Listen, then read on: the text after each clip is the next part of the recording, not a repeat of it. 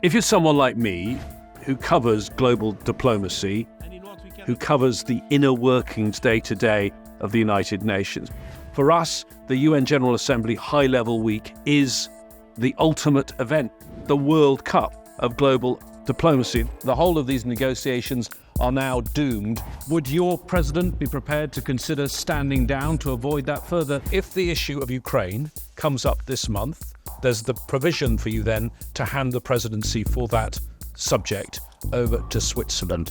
I'm James Bayes, diplomatic editor of Al Jazeera, and between us, the UN General Assembly is exhausting to cover, but it's also pretty exhilarating, the buzz of it all.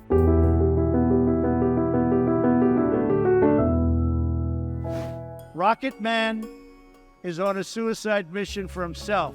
وبالتالي لا يسمى مجلس أمن مجلس رعب.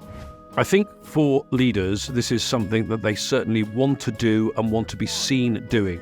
They will be standing at that podium with the marble beside it where previous US presidents like JFK have in the past given speeches.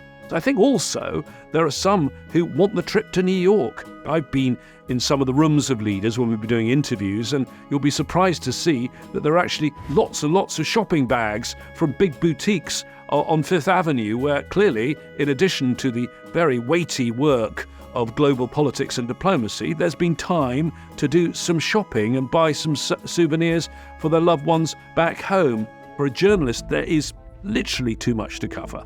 There's no way that we can get to those meetings that are taking place, 20, 30 meetings, in addition to covering the General Assembly, in addition to covering potentially the Security Council.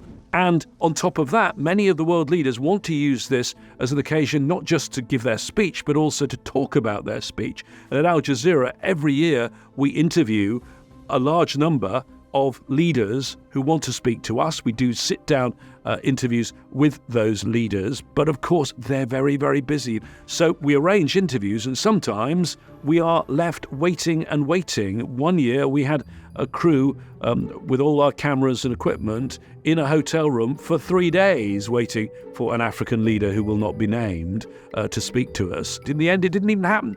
One of the highlights of the General Assembly week is the Lavrov press conference, because every year he has a press conference and lays out his view on the world and is quite acerbic when he's answering questions from many of the journalists. In addition to ISIL, which specific groups in Syria do you believe to be terrorists? If it looks like a terrorist, if it acts like a terrorist, if it walks like a terrorist, if it fights like a terrorist, it's a terrorist, right?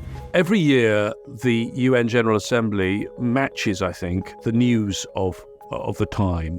And that's because all the world leaders, or nearly all of them, are all in the same place at the same time. I think the war in Gaza is going to dominate this year's high-level week at the General Assembly, and many of the key leaders will be there. Prime Minister Netanyahu and Mahmoud Abbas, the president of the Palestinian Authority, will be there. And of course, the US leader, Joe Biden, he says he wants a ceasefire, but yet he's not able to get Netanyahu to agree to the terms of a ceasefire.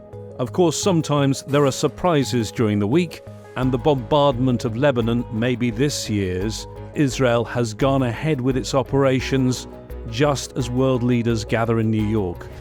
I don't think the UN General Assembly is a place where we're going to see some huge diplomatic breakthrough on the war in Gaza, for example, or the war in Ukraine. And the overwhelming view of the global south and many countries in the world, the overwhelming view is that there needs and must be a ceasefire now. The UN General Assembly has passed resolutions saying that. So when you've got this gathering of world leaders, the majority of whom have that opinion, it puts, I think, a fair bit of pressure on Israel and its main backer, the US.